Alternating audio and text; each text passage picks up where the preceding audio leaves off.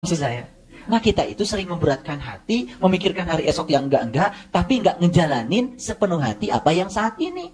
Makanya kalau ditanya kapan saat yang paling penting, saat ini. Fokus pada apa yang ada saat ini. Lakukan yang terbaik saat ini. Di depan itu bergantung apa yang dilakukan saat ini. Saya katakan ini adalah revolusi berpikir.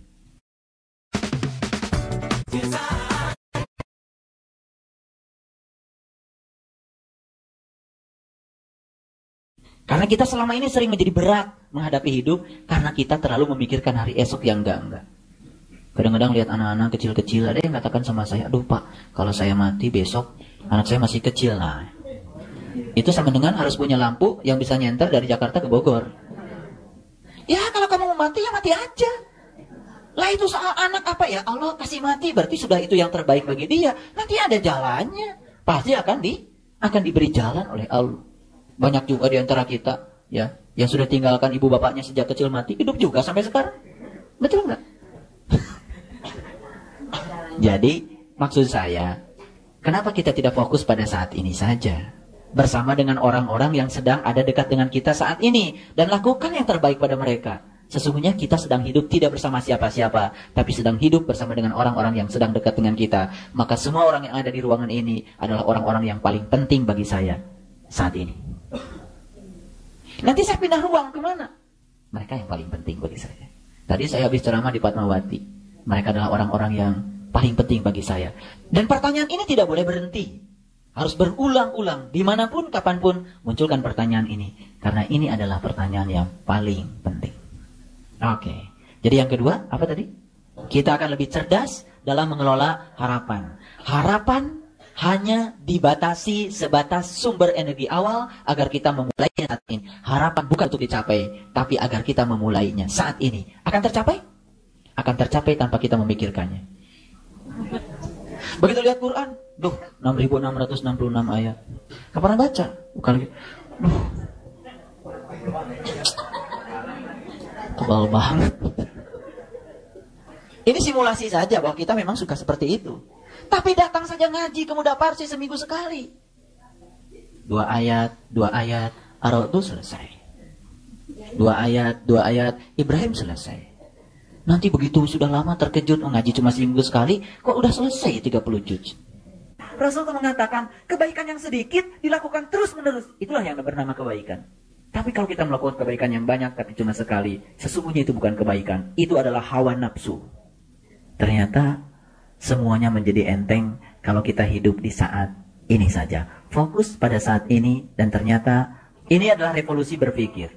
Kalau semua kita sukses memunculkan 3 pertanyaan penting tadi setiap saat, maka kita akan selalu menghargai orang lain. Tidak mungkin kita berbuat anarkis, tidak mungkin menyakiti orang lain, karena mereka adalah orang-orang yang paling penting.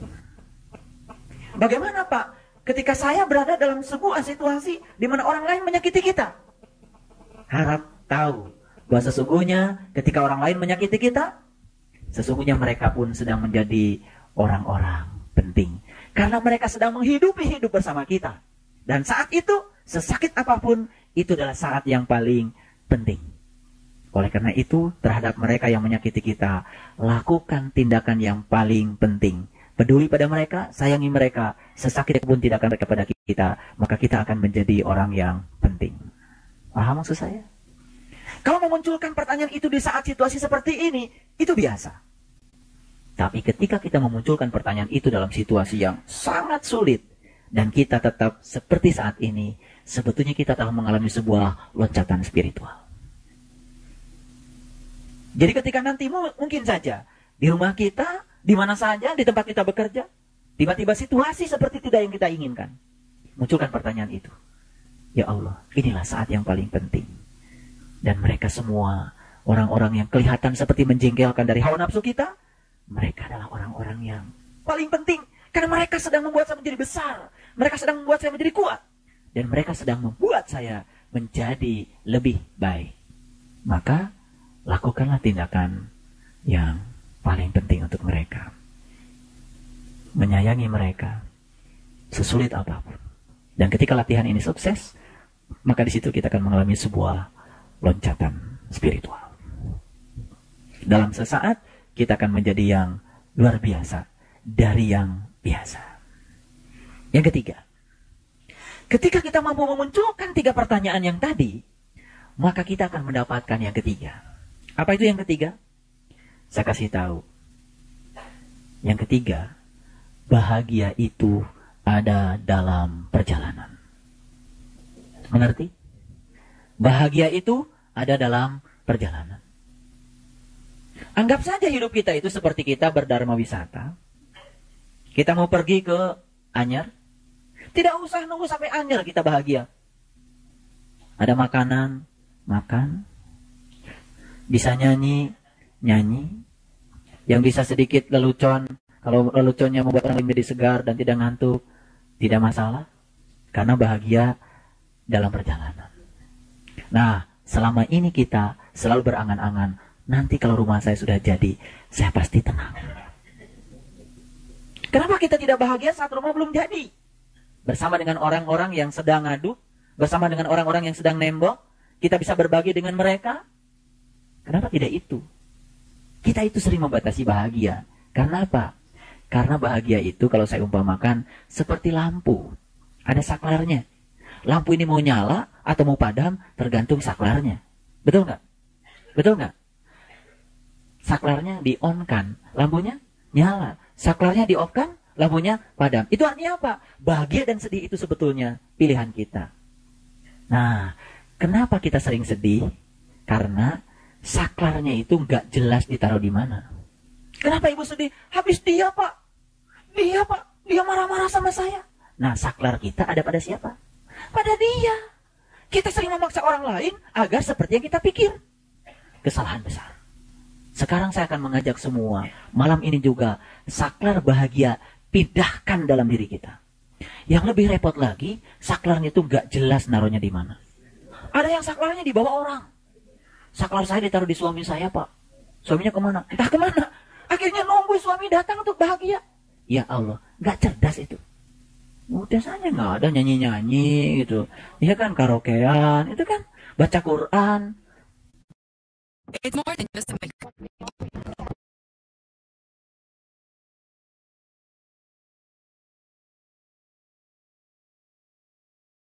Subhanallah. Jadi kuncinya bahagia itu saklarnya harus diletakkan di mana? Pokoknya jangan ditaruh di orang. Kalau ditaruh di orang itu susah mijitnya. Ya, kalau ditaruh di sini, kapan saja. Pokoknya, wah, emang gue pikirin, net, bahagia.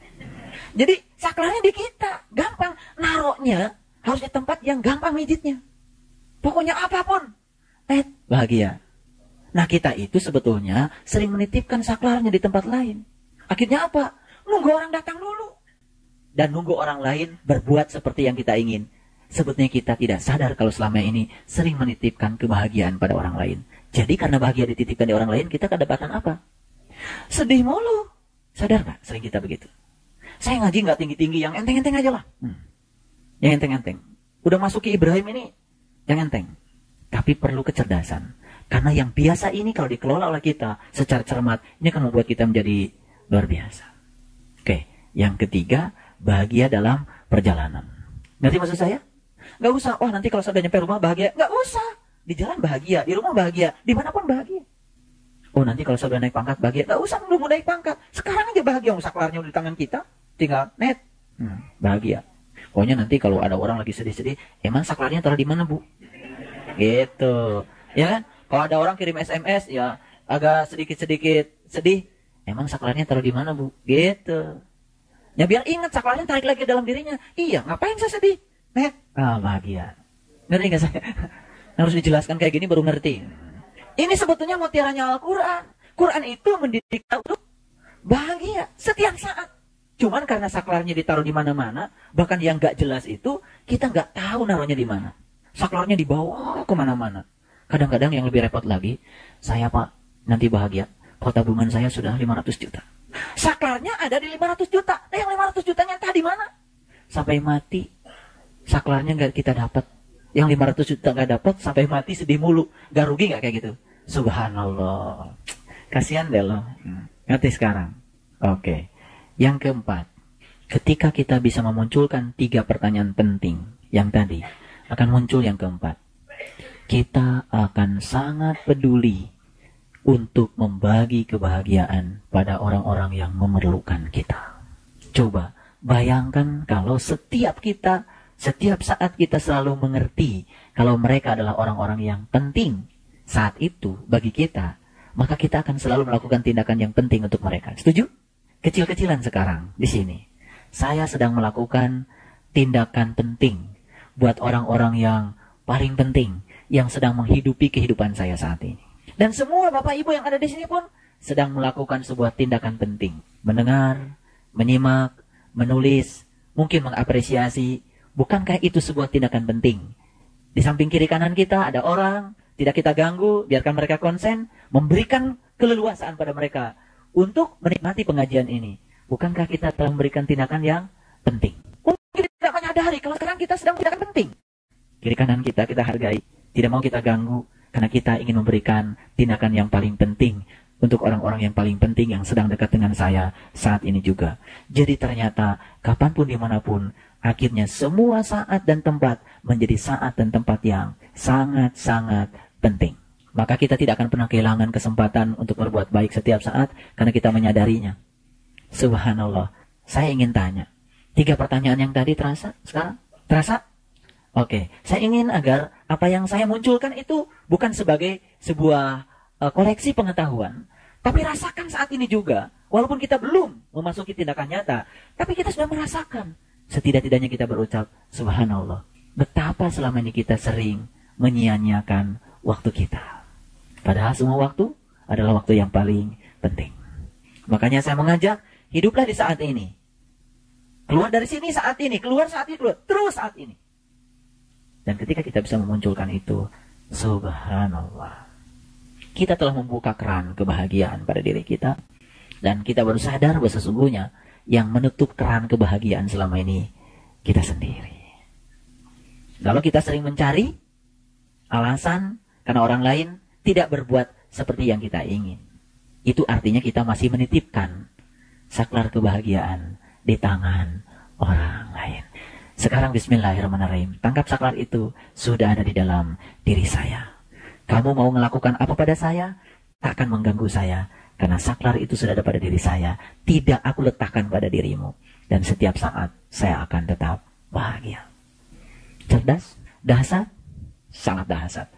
Rasakan setelah keluar dari sini, perlahan yang saya kasih tahu, diamalkan, kita akan merasakan hidup kita akan lebih berkualitas dalam segala hal. Inilah sebetulnya buahnya ngaji. Buahnya ngaji itu adalah akhlak. Akhlak itu harus diawali dengan pola pikir. Kalau kita mikirnya sudah benar, maka tindakan kita juga akan benar. Inilah bekal yang harus dimunculkan ya kepada kita setiap saat. Pokoknya kapanpun dimanapun, pertanyaannya hanya 3. Paham maksud saya? Oke. Sekarang mari kita lihat Quran surat Ibrahim ayat yang ke-10. Itu pemanasannya sudah 1 jam. Berkata Rasul mereka, qalat rusuluhum, apakah ada keraguan-raguan terhadap Allah, pencipta langit dan bumi? Dia menyeru kamu untuk memberi ampunan kepadamu dari dosa-dosamu dan menangguhkan ya siksamu sampai masa yang ditentukan. Jadi seorang utusan Allah itu peran utamanya tiada lain adalah membebaskan segala keraguan-raguan yang sering menyelimuti kita. Sebetulnya wujud keraguan-raguan itu diantaranya adalah yang 4 tadi. Itu sebagai perwujudan keraguan-raguan juga. Kita sering merasa tidak berkecukupan. Sebetulnya itu adalah keraguan terhadap apa yang Allah takdirkan untuk kita. Kita tidak percaya kalau apa yang sedang kita alami saat ini, itulah kadar kita. Itulah pilihan yang terbaik dari Allah untuk kita. Seakan-akan apa yang terjadi sekarang itu bukan yang terbaik untuk kita dari Allah. Lalu kita berangan-angan untuk mencari yang di luar itu. Padahal yang nyata untuk kita yang ada di hadapan mata kita. Sering begitu kita. Sering. Dan keraguan-keraguan itu menyelimuti kita setiap saat. Akibatnya apa? Keraguan-keraguan itulah juga yang menyebabkan kita menjadi tidak cerdas di dalam mengelola harapan. Lalu kita membiarkan diri kita diombang-ambing oleh keinginan kita. Kebebasan balik lagi.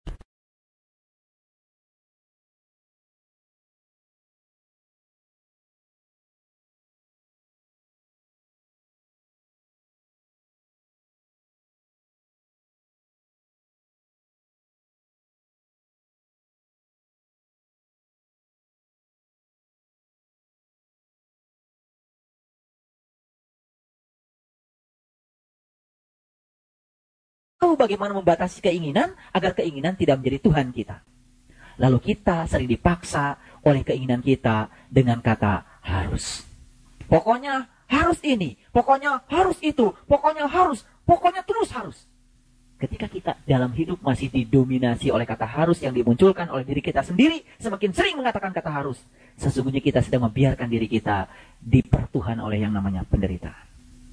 Saya kasih tahu, imunisasi yang paling dahsyat agar kita, jiwa kita itu tidak mudah terombang-ambing oleh cuaca buruk di luar diri kita adalah merasa berkecukupan, terutama merasa cukup dengan Allah. Kapan seseorang merasa cukup dengan Allah? Ketika dia tidak ragu lagi kepada Allah. Dia yakin apapun yang terjadi, itulah bagianku dari Allah. Itulah kasih Allah yang luar biasa untukku. Jangan menganggap kesulitan itu sebagai penderitaan. Karena kesulitan adalah kasih Allah.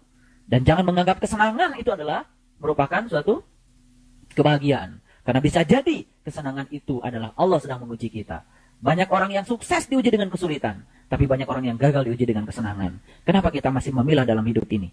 Kalau kita bandingkan diri kita dengan tetangga kita, kita bandingkan ekonomi kita dengan ekonomi orang lain, tidak perlu. Jadilah diri kita sendiri.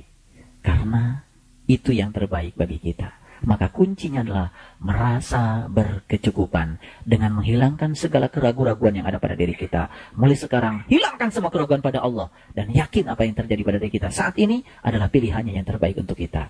Saat ini juga kita akan merasa berkecukupan. Tidak sukses dengan cara seperti itu, munculkan 3 pertanyaan penting tadi.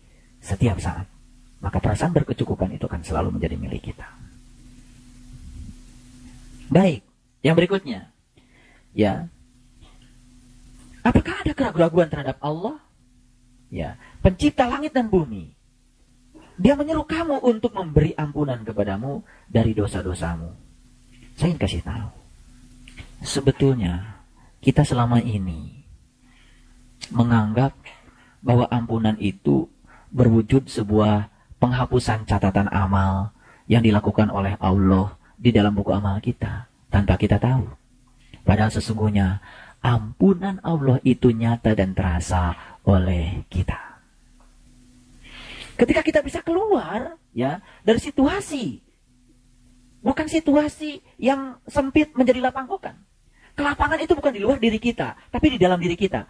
Ketika kita bisa merasakan sebuah rasa yang lebih damai, lebih nyaman, bahkan mungkin kita belum bisa keluar secara physically dari satu situasi kepada situasi yang lain. Sebetulnya ampunan Allah di situ sampai hari ini. Karena dia berwujud energi dan kita bisa merasakannya. Makanya bersyukurlah ketika kita merasakan, alhamdulillah, saya merasakan kok lebih enteng. Karena sekarang manusia itu sedang berhijrah kebanyakan dari satu kegelapan kepada kegelapan yang lain. Sangat sedikit manusia yang hijrah dari kegelapan kepada yang terang benderang. Sebab untuk hijrah dari situ diperlukan pengorbanan. Makanya kita saksikan di mana-mana yang ada adalah kebencian, kemarahan, iri hati, bahkan banyak orang ya hanya untuk ya mengukuhkan ego keyakinannya. Lalu dia merasa berhak untuk menjustifikasi keyakinan orang lain. Dan dia seperti berhak untuk menyakiti siapapun karena dia merasa sebagai yang terbaik untuk dirinya dari Allah. Itu adalah suatu kesombongan. Jadi ketika kelembutan sudah mulai datang, itu sebetulnya ampunan sudah datang. Ketika kebijaksanaan sudah mulai datang, kearifan sudah mulai datang, itu artinya keampunan sudah mulai datang. Subhanallah. Sebetulnya taubat yang sesungguhnya itu adalah ketika kita betul-betul kembali kepadanya. Bukan nangis, bukan apa, tapi betul-betul kembali sebagaimana kita adanya saat dimana kita belum dilahirkan ke sini.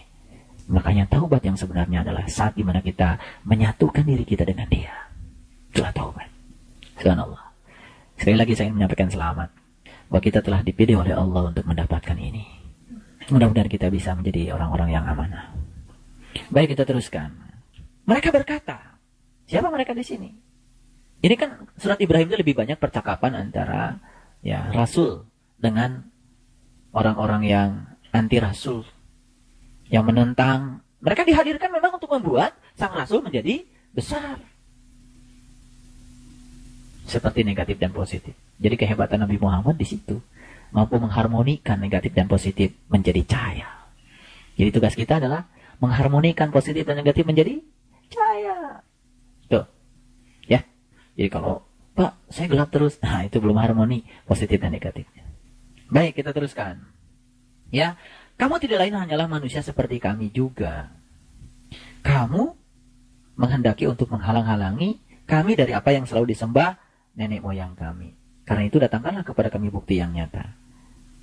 Jadi sebetulnya kesulitan manusia sekarang ini adalah keluar dari persepsi dan literatur masa lalunya. Kita belajar agama, mohon maaf, kebanyakan bukan dari kitab suci. Kita belajar agama kebanyakan dari literatur yang ada, yang sudah menjadi pola pikir masyarakat kebanyakan. Jadi ketika saya mengajarkan amal soleh itu apa, menurut Quran, sulit kita menerimanya. Karena kita sudah diajarin yang namanya amal soleh itu sebagaimana yang kita persepsikan selama ini. Jadi berikut di Quran ada kata-kata, "Waman kana yarju liqa'a rabbihim falyamal amalan sholihan." Barang siapa yang ingin jumpa dengan Tuhannya, lakukan amal soleh. Sulit menerima itu. Sulit menerima itu. Padahal itu statement yang sangat jujur. Tapi karena kita dibelenggu oleh pengertian amal soleh sebagaimana yang berkembang di masyarakat pada umumnya. Itu turun-temurun dilahirkan oleh nenek moyang kita.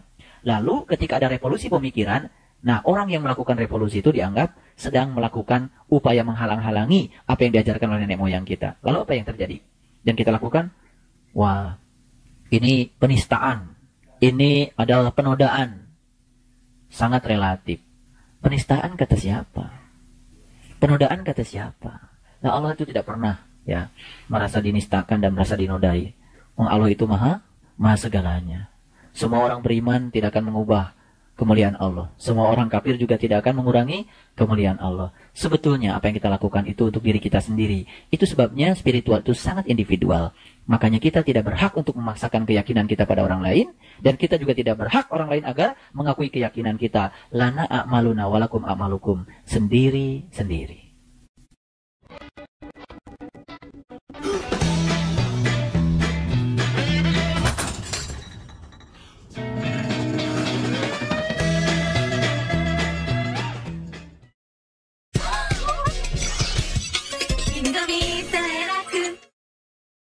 Jadi sebetulnya kita ini sekarang sedang melihat ya produk dari proses pendidikan agama.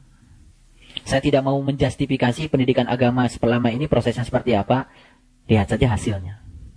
Hasilnya adalah kita menyaksikan begitu melihat manusia yang rentan terhadap situasi yang di luar dirinya. Manusia yang mudah marah, manusia yang mudah bertindak anarkis, itu produk. Dan kita harus jujur sebetulnya produk. Lihat saja hasilnya. Hasilnya adalah kita menyaksikan begitu melihat manusia yang rentan terhadap situasi yang di luar dirinya. Manusia yang mudah marah, manusia yang mudah bertindak anarkis, itu produk. Dan kita harus jujur sebetulnya produk itu dihasilkan dalam suatu proses. Jadi kalau produknya seperti itu, pertanyaan besar. Proses yang selama ini dijalani seperti apa? Itulah barangkali tugas kita semuanya. Kita tidak cukup ya menafkahi diri kita dengan apa yang kita dapat. Itu juga masih egois. Ada tugas baru bagi kita. Bagaimana kita menjadi hidup? Maka kita harus mampu memberi kepada orang lain agar kita bisa hidup. Makanya tugas dakwah tidak hanya ada di tangan saya. Semua kita harus mendakwahkan dengan kapasitas kita masing-masing. Ada yang mendakwahkan dengan sabar yang luar biasa. Ada yang mendakwahkan dengan ikhlas yang luar biasa. Ada yang mendakwahkan dengan harta yang punya. Silakan kita memilih cara dakwah kita masing-masing. Intinya adalah bagaimana kita menjadi bernilai bagi orang lain. Menjadi putusan Tuhan. Menjadi kepanjangan tangan Tuhan. Biarpun orang lain mengejek seperti itu. Kamu kan hanya manusia biasa seperti saya. Lalu kita mau mencari manusia yang seperti apa dalam hidup ini? Yang sakti, yang bisa berjalan di atas air, yang bisa terbang seperti burung. Kalau yang terbang seperti burung, ya burung. Yang bisa berjalan di air, ya ikan. Manusia bukan